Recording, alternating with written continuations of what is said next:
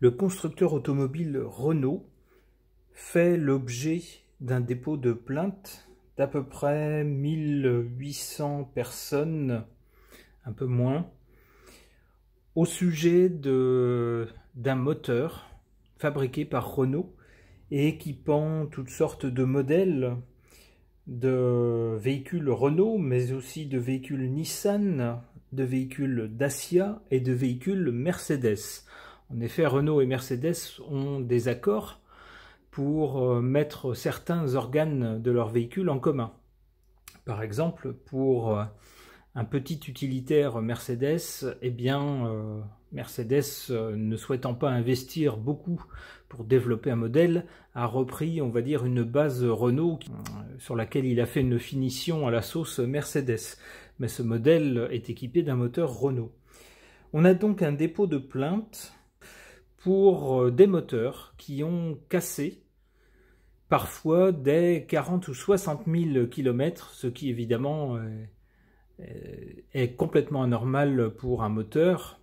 On a connu sur des véhicules très robustes des moteurs qui tenaient au-delà de 300 000 km par exemple. Donc dès 40 000 ou 60 000 km, c'est complètement anormal.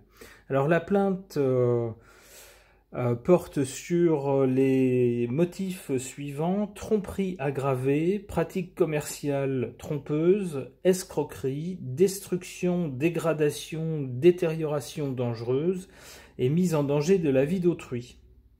Alors pourquoi? Pourquoi? Eh bien parce que chez tous les constructeurs, il peut arriver parfois qu'un organe, une pièce d'un véhicule soit défectueux et qu'on s'en rende compte seulement après quelques temps d'utilisation. Alors là, ça a bien été le cas chez Renault, mais ce qui est reproché, c'est que Renault aurait, on va dire, fermé les yeux sur les plaintes qui remontaient toutes au sujet de ce moteur. Alors c'est un moteur d'1,2 litre essence qui a été mis sur des véhicules entre 2012 et 2018. Et donc Renault a fait comme s'il s'agissait de problèmes isolés, feignant de ne pas reconnaître un problème global. En tout cas, c'est l'axe d'accusation via cette plainte.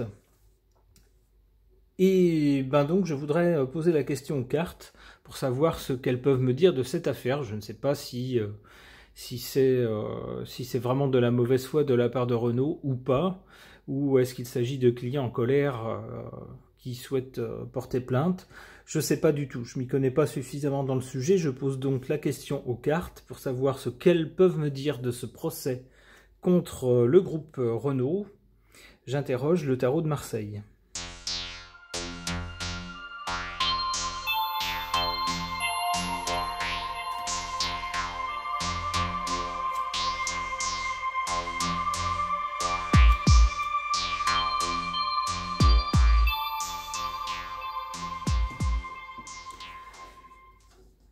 Si les cartes avaient de l'humour, on pourrait dire qu'avec cette roue de fortune, on pourrait y voir la roue d'un véhicule, justement, d'une automobile. Sauf qu'ici, cette roue tourne et elle entraîne avec elle la bonne fortune pour laisser place à la mauvaise fortune. En effet, on parle de 130 000 véhicules et de presque 1800 personnes. Alors, si le constructeur automobile doit payer pour chacun de ces cas, ça risque de peser lourd dans les finances. D'où une fortune qui risque de fondre comme neige au soleil. Donc plus sérieusement, ici avec la roue de fortune, on voit qu'à un moment dans le passé, la roue a tourné, c'est-à-dire on avait un groupe pour lequel, ma foi, les affaires étaient florissantes, que ce soit pour les ventes sous ses propres marques, puisque la marque Dacia appartient à Renault désormais, mais aussi pour les marques avec lesquelles elle est en partenariat, par exemple Nissan et Mitsubishi maintenant, et pour une autre marque indépendante avec laquelle elle a des contrats pour des organes en commun, comme par exemple Mercedes. Donc tout ça représentait du business assez florissant, mais à un moment, on voit que la roue a tourné.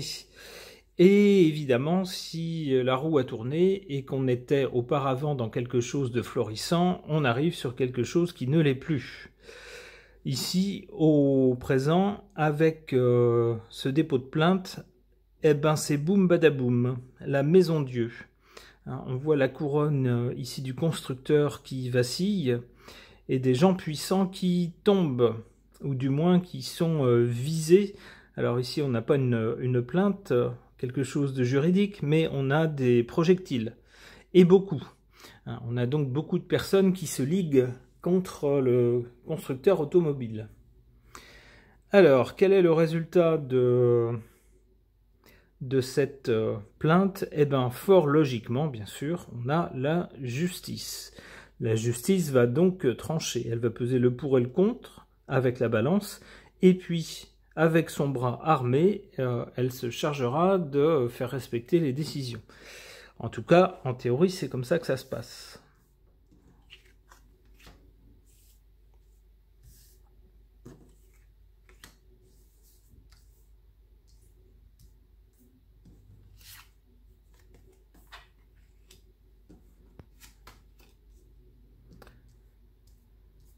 Dans cette affaire de procès contre Renault pour une histoire de moteur défectueux que malgré des plaintes de plus en plus d'usagers, Renault a continué à monter sur des véhicules, sachant que ces moteurs causaient des problèmes. On a ici en défaveur, ou en position faible, le soleil, qui, alors le soleil, selon une première interprétation, peut apparaître comme une carte qui rend tout visible. Avec le soleil, tout est carte sur table, tout est net, tout est honnête, on voit les choses telles qu'elles sont, on ne cache rien. Eh bien ici, cette carte est en position faible, on a donc bien quelque chose qui a été caché. On a également sur cette carte, on voit deux personnages qui se tiennent la main, qui se touchent l'épaule, donc qui se réconfortent, qui se soutiennent. C'est donc une carte de solidarité, de chaleur humaine, de bienveillance.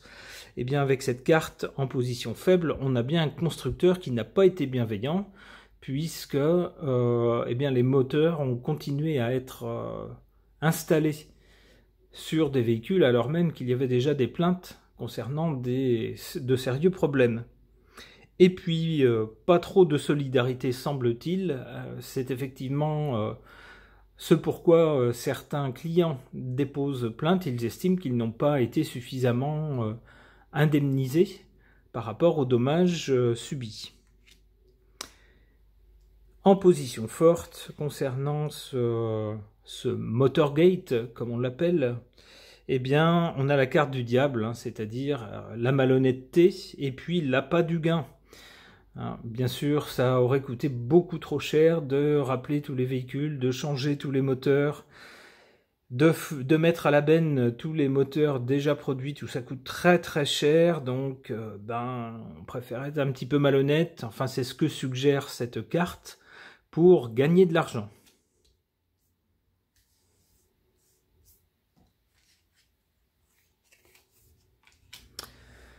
Alors, à l'avenir, donc, on aura une décision de justice. On a ici le pendu. Alors, soit la décision de justice sera suspendue, ou soit, à l'issue d'une décision de justice, quelque chose sera suspendu. Peut-être, par exemple, l'utilisation de certains moteurs, etc. Peut-être l'obligation du constructeur de rappeler forcément les véhicules équipés de ces moteurs. Alors là, on a quoi? On a l'empereur, donc quelqu'un de puissant. Ça pourrait être le PDG du groupe Renault, par exemple. Qu'est-ce qui lui arrive? Eh bien, il lui arrive qu'il se transforme en ermite. Alors, passer du statut d'empereur au statut d'ermite, c'est pas terrible. Ça veut dire que tout d'un coup, on entame une traversée du désert, on se retrouve un peu tout seul, et puis sur un chemin difficile. Bon, donc avec ici le pendu, À l'issue de la décision de justice, on a le pendu. Alors le pendu, comment dire, ne peut pas agir sur les événements. Il est pieds et poings liés. Il ne peut que regarder les choses se faire. Donc il est possible que le constructeur automobile n'ait pas trop le choix.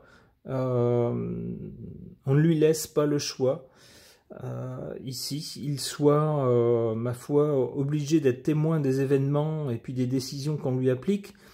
Alors ici, avec l'empereur, je vois pas ce que notre chef de l'État viendrait faire ici, donc j'y vois plutôt le PDG du groupe Renault, auquel succède la carte de l'ermite. Donc je pense que ce monsieur risque d'être mis en cause et risque de connaître un passage difficile. Alors, pas forcément qu'il s'en ira, c'est pas le sens de cette carte, mais avec l'ermite, on a un chemin long, difficile. Hein, on est mis face aux responsabilités, face aux réalités, et le chemin n'est pas forcément facile. Bon, ça laisse penser que le groupe sera condamné d'une façon ou d'une autre, et devra probablement faire un geste envers ses clients. Allez, une dernière carte. Le jugement, bon, c'est assez logique, ça fait suite à la justice. On a donc bien un jugement qui tombe et qui laissera certaines personnes un peu démunies. Ici, sur la carte, elles apparaissent nues. Elles sont nues face au jugement qui leur tombe dessus. Ok. Dans cette affaire du Motorgate qui touche le constructeur automobile Renault, j'interroge cet oracle, l'oracle des spirites.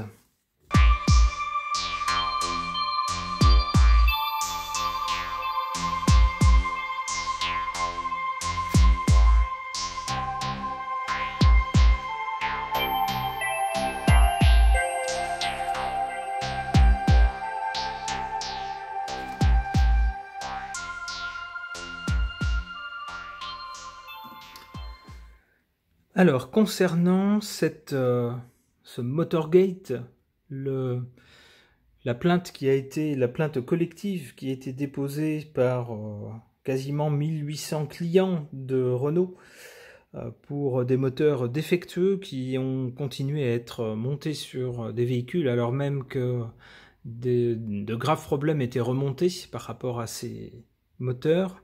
On a ici du côté du passé ou de l'origine un homme. On nous parle donc d'un homme de stabilité, de maturité, mais aussi d'autorité. Alors j'y verrai la décision d'une personne dans les rouages de l'appareil décisionnaire de Renault. Alors je ne sais pas à quel niveau, peut-être pas son PDG directement, peut-être quelque part dans la hiérarchie en dessous, mais un homme à un moment donné a décidé de laisser courir les problèmes en estimant probablement qu'il y avait plus à perdre qu'à gagner en rappelant les véhicules et que peut-être ces soucis passeraient un peu inaperçus. Ça n'a pas fonctionné. Pour la carte du présent, on a cette carte de la lettre H qui nous parle d'harmonie, de hauteur, d'histoire, d'habitude, de hâter et d'honorer. Alors honorer, c'est surtout ce mot-là ici pour cette carte qui pour moi résonne. Il s'agit avec l'action en justice de forcer ce constructeur automobile à honorer les engagements qu'il prend envers ses clients lorsqu'il leur vend un véhicule. Et ainsi de retrouver l'harmonie. Puisqu'on a des gens qui s'estiment avoir été lésés par rapport à l'achat qu'ils ont fait. D'ailleurs, on nous parle bien dans l'accusation, dans la plainte, d'escroquerie, de pratiques commerciales trompeuses, etc. Donc il s'agit bien ici d'honorer le contrat de confiance avec le client pour retrouver l'harmonie. En résultat ou dans l'avenir, on a ici la carte de la protection. Alors il est vrai que lorsqu'on s'estime lésé, lorsqu'on estime être victime injustement d'un mauvais acte, d'une personne ou d'une société, on peut saisir la justice, les organes de justice. C'est à cela qu'elles servent. Elles servent à protéger. On nous dit également précieux. C'est dire si le pouvoir judiciaire a une importance capitale.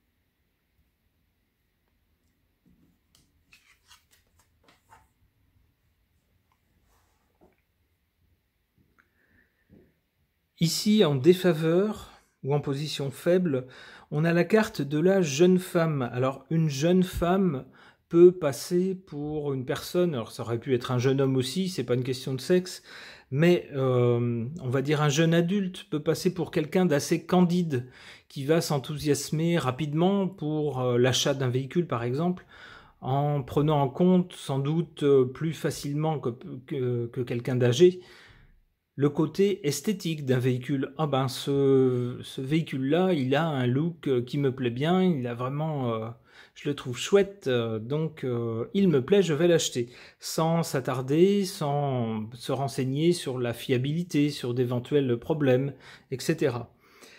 On nous parle d'ailleurs de légèreté ici. Et je pense que effectivement dans cette affaire, eh bien peut-être que certains clients comment dire, se sont emballés assez vite sans prendre garde peut-être à des recommandations d'amis ou de collègues qui peut-être leur auraient dit « renseigne-toi avant, mais il semble qu'il y ait des problèmes sur certains modèles équipés de certains moteurs ». Alors, bien sûr, ce sont les victimes, hein, on ne peut pas leur rejeter la faute sur eux, mais je pense ce genre de personnage, peut-être que le constructeur automobile a pensé pouvoir, j'allais dire embobiner ou abuser. Alors le mot est peut-être un peu fort, mais peut-être que le constructeur automobile s'est dit « Oh ben, avec des jeunes, ils se rendront pas trop compte qu'il y a un problème, alors que des personnes plus expérimentées ne se laisseront pas faire et mènerait une action ».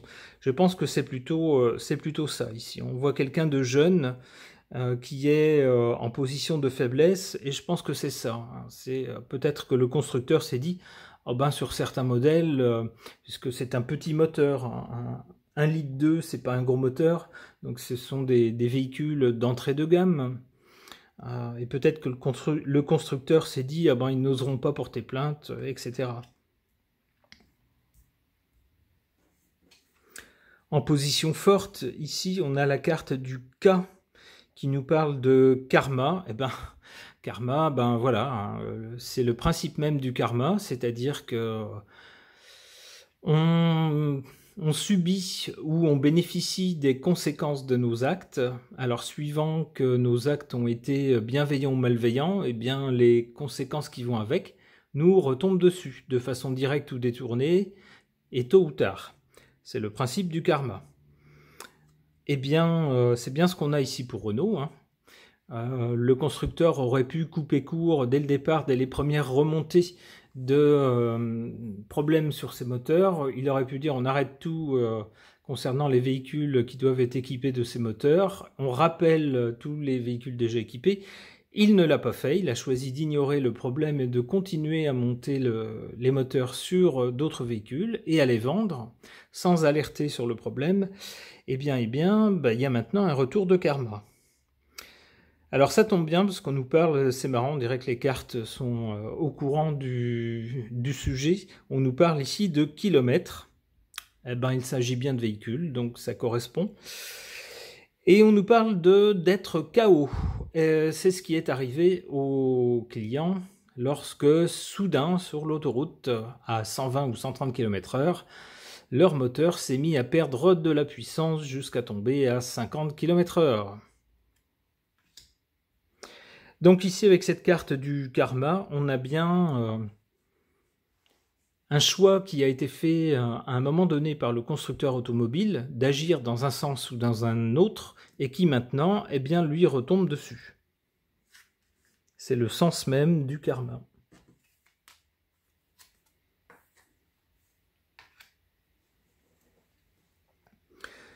Pour l'avenir ici, donc, on a dans un premier temps la carte de la protection que j'ai rapprochée du système judiciaire qui est fait pour protéger les personnes contre les abus d'autres personnes ou de sociétés.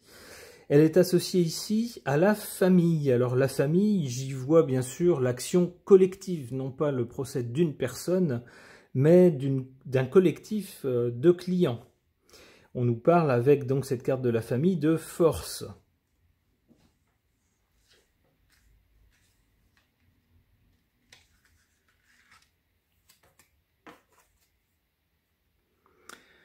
Ensuite, on a la carte du zéro. On nous parle de zéro, de vide, de table rase, de quelque chose qui est annulé ou annihilé. Alors peut-être qu'avec la décision de justice qui va tomber, Renault sera peut-être obligé de revoir soit certaines pratiques concernant les tests de certains moteurs, par exemple, et sera obligé de tout revoir de zéro, revoir ses procédures, etc. Peut-être aussi sur ses contrôles qualité, peut-être également pour son service client, ou peut-être plus prosaïquement, la justice demandera-t-elle à Renault d'aller chercher tous les véhicules qui ont été équipés de ces moteurs et de tout reprendre à zéro. Allez, une dernière carte. L'être, lumière, liberté. Alors ici, j'y vois plutôt quelque chose de positif. On voit qu'ici, on reprend tout. La justice exige de Renault qu'elle revoie depuis le début soit son service au client ou soit ses procédures qualité en interne, l'un ou l'autre. Et on voit ici que succède à cette carte-là la lumière. On a donc une bonne décision de justice qui aboutit à quelque chose de positif et de lumineux. Eh bien, j'en serais très content pour les clients de Renault. Ce tirage est maintenant terminé. Merci de l'avoir suivi.